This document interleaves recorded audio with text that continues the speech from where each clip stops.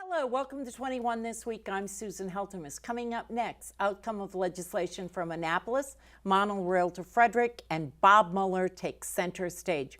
We're joined today by voices from all sides. Former Rockville Mayor Steve VanGrack, Laurie Halverson, president of the Chevy Chase Women's Republican Club, Bill Askinazi, former Maryland Assistant Secretary for Business, and former Democratic Majority Leader John Hurson. All of this and more. Stay tuned.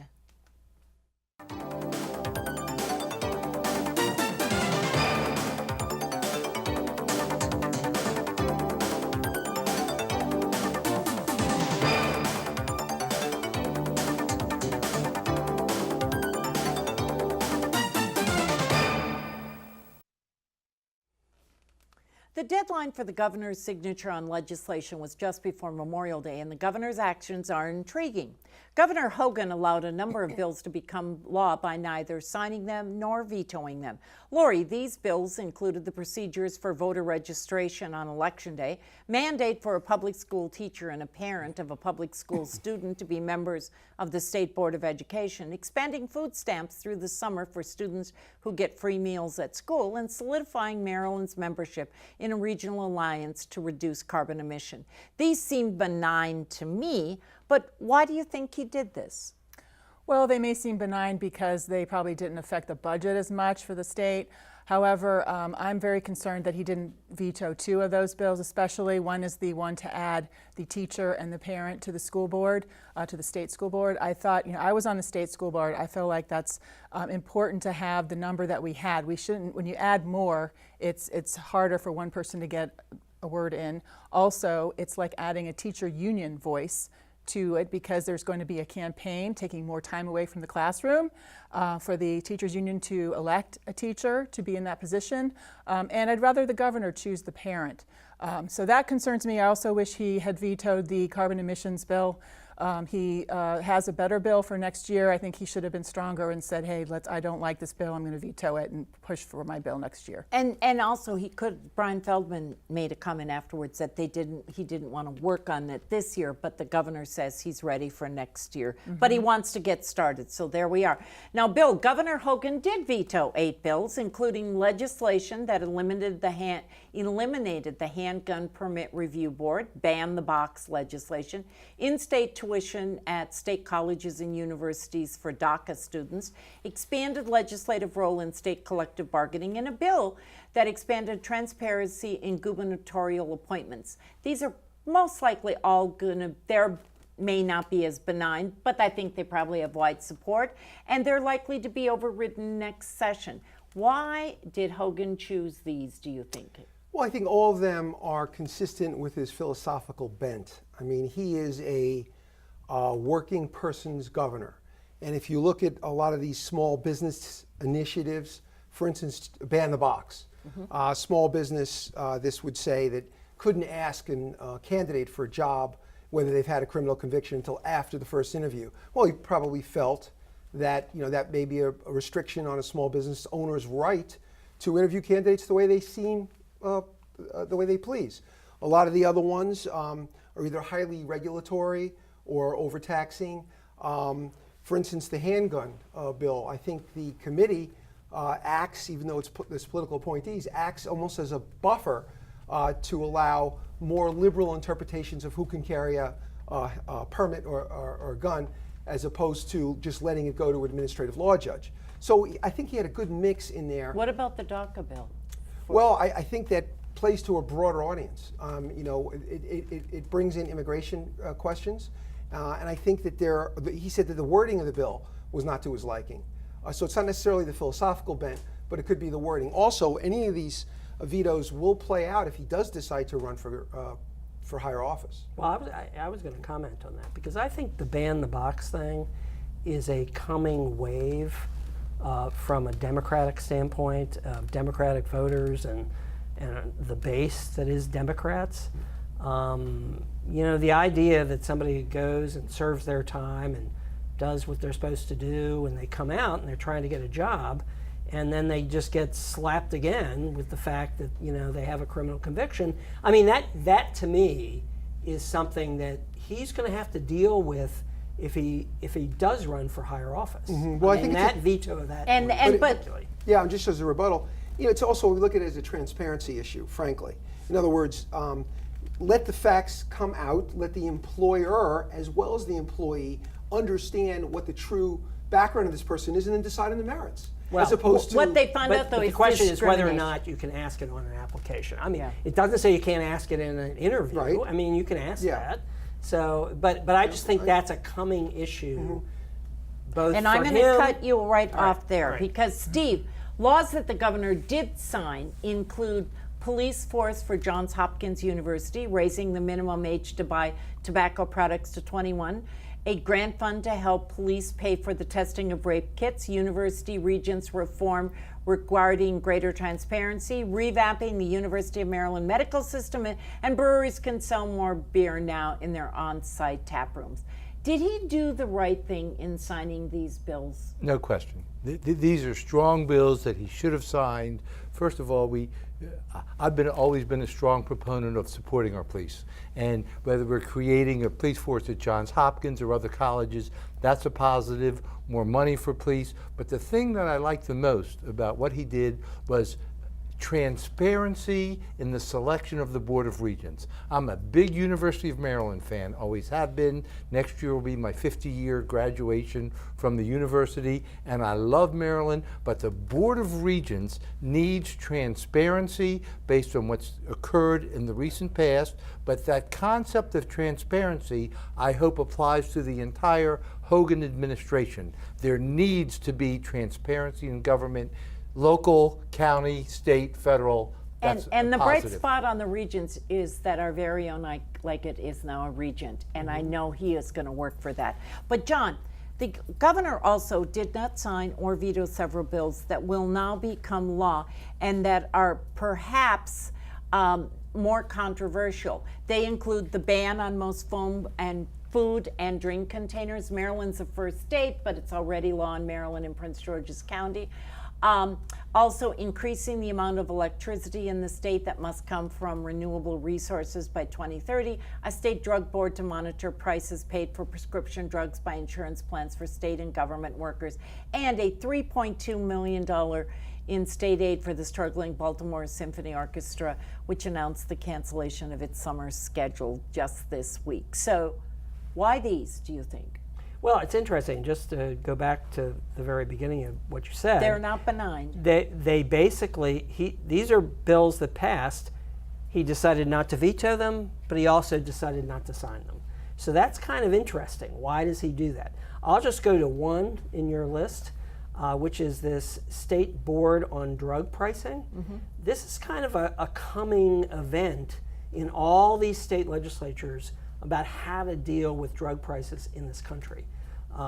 We are way overpriced in this country from the drug companies. You know, there's testimony up on Capitol Hill. You know, a drug that costs $800 or $2,000 here, they're paying $80 for in Australia. I mean, why is that? So this is actually an interesting start, and I think Hogan said, okay, I gotta let this thing play itself out, but I don't want to necessarily get in bed right now with the Democratic position that we've got to control drug pricing. Very well said. Okay, so now Bill and Laurie. Early in the session, the legislature overturned the governor's veto of a state minimum wage bill of $15 an hour. Local school districts can now get control of their yearly calendar, something that Franchot had really pushed. And tobacco, and it's so the comptroller is no longer in charge of alcohol and tobacco, and there's going to be a new agency and permanent protection of several of the no harvest areas for oysters. Now, he's always mentioned of late, even more so, as a possible candidate for president. Is there a connection, you guys? You're on the Republican side and know more than the other two guests. Does his actions this year, do you think, have anything to do with his aspirations that he might want to live at 1600 Pennsylvania Avenue? And Bill turned, so Laurie, what do you think? Well, I think that Governor Hogan's first thinking about the state of Maryland and everything that he does. However, he's got to be thinking about what's coming up, and I think he wants to run for president, hopefully in 2024. I don't think that there are as many people in Maryland who would vote for him in 2020. But if there were problems. Okay, I think as a political strategy, it's brilliant right now.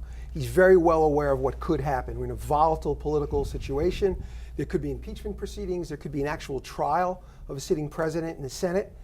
So all these things could turn out that the last man standing, who's a credible candidate in a convention, even though he's from a small state like Maryland and is not necessarily endorsed yet on a national level, but could be. He's been to New Hampshire, he's been to Iowa, he's been to all these states. He's the So I president think of the governor. he's setting himself perfectly, because William Weld has already proved himself to be sort of an outlier, and nobody else has really jumped in. But if a Mitt Romney were to jump in, you could have a showdown. So I think, yes, all these actions, all these vetoes are politically calculated to set a record, to appeal to the common person, the working person, the moderate, and I think he's got a shot. That might be if that able to happens. take away votes from Democrats too, Could. who aren't ultra-liberal, perhaps. But I think Americans are getting very used to having a president with a strong backbone, and I'd like to see our governor have a stronger backbone.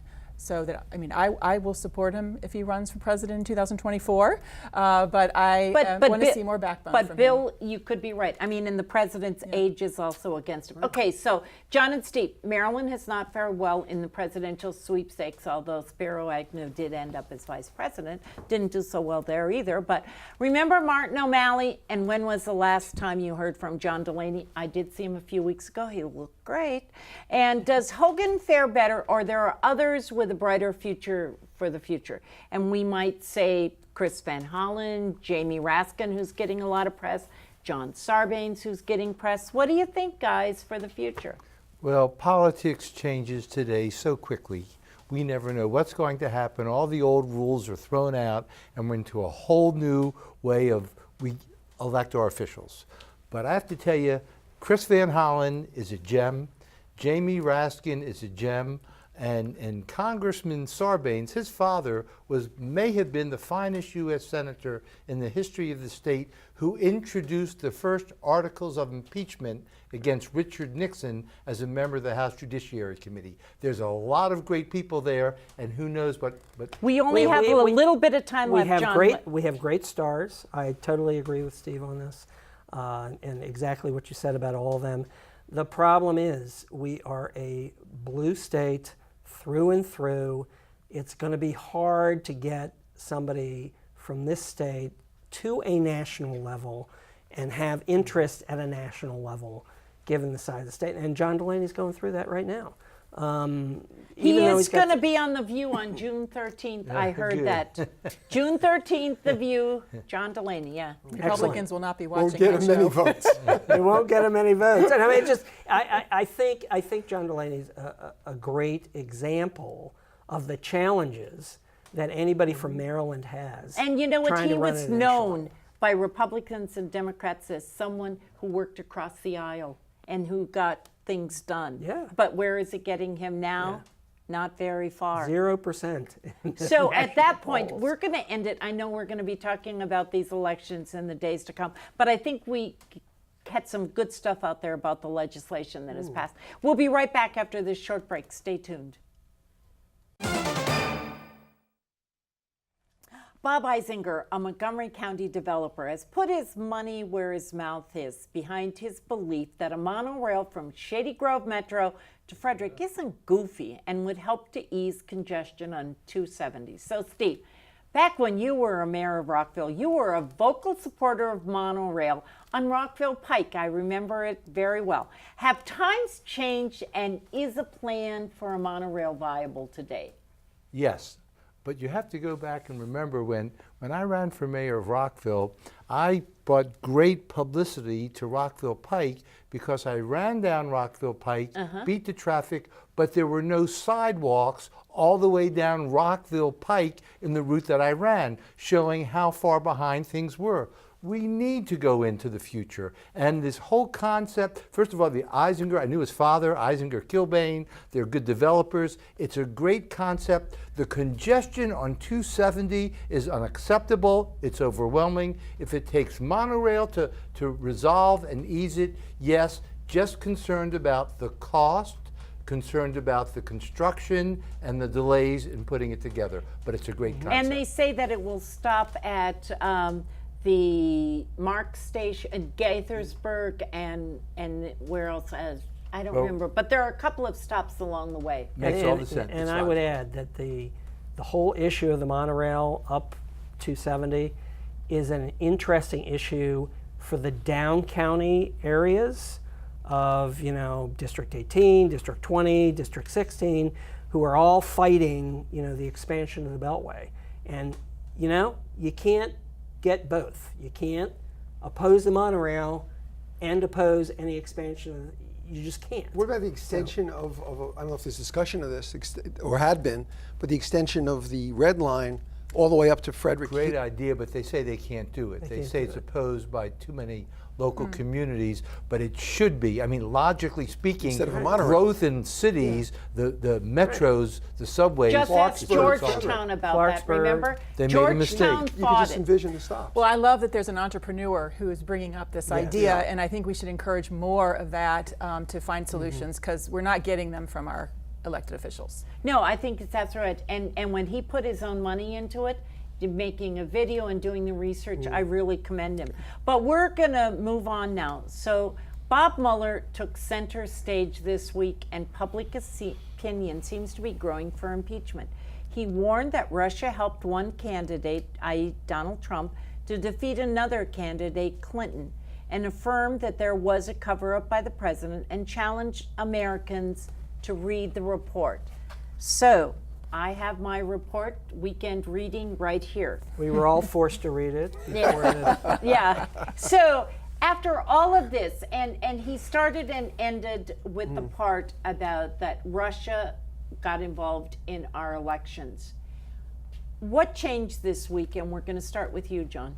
I think what happened and what changed is Bob Mueller showed up. In other words, he was visibly, for 8 minutes, describing what he reported and what his findings were.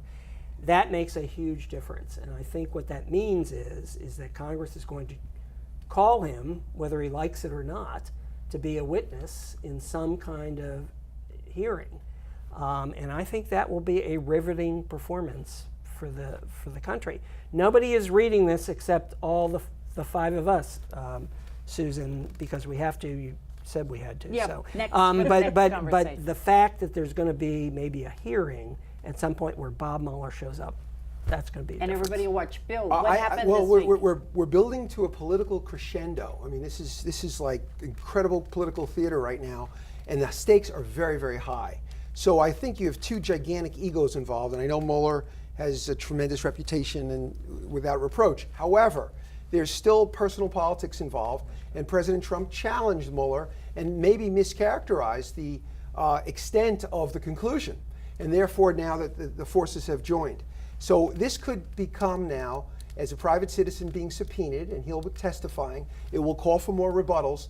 You might see some Republicans jumping out of the camp, Other than Congressman Amash at this point. Okay. and it should be interesting. So Laurie, You know, there were 17 lawyers on Mueller's team, and from when I researched it, because I heard that they were all Democrats, but that's not true. It sounds like a few of them were independents, but there were no Republicans in that group. When you have that many people, other than Mr. Mueller is what you're saying. yes, but I don't think Mueller. The people that were determining the obstruction of justice, or assuming that there may have been obstruction of justice, they were not. I don't think you can depend on them to make a fair decision. I think that when we hear strongly Barr, disagree with when that. you hear Well, that's a big Barr indictment determined, on his team determined that there was not obstruction of justice, and he had. I think they came to a more fair conclusion than the 17. Not, Just probably think not. that's They weren't Okay, supporting so Trump before in we any way. start, Steve, what do maligning you think? people, that's unfair. Steve, I've said it many, many times. Read the report and reach your own conclusions. Don't allow other people, no matter what their stature is, to tell you what the report says.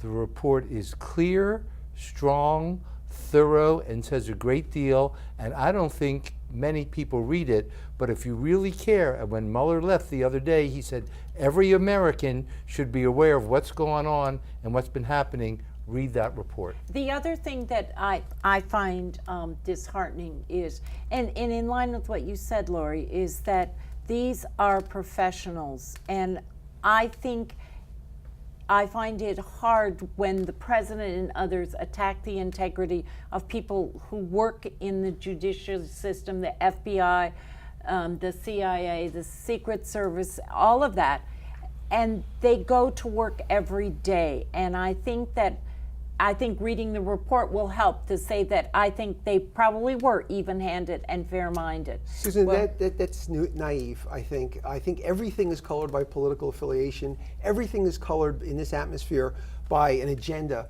to get out the sitting president on one side or to keep the sitting president in. So, Bill, I don't think that's true of the law enforcement people in this country. Okay. I really don't. I mean, I think it's a, we're all political operatives, and we have that view, but I don't think that's where the FBI is. We got to cut the it basic right there. people. And I know we're going to be talking about this, but Senator Cochran died this week, and one of his statements was, "My impression during my short tenure in Washington is what we have, too many party loyalists and not enough statesmen. May those statements come forward." Okay, we're going to be back for parting shots. Yeah. Now with parting shots, Steve, you're up first.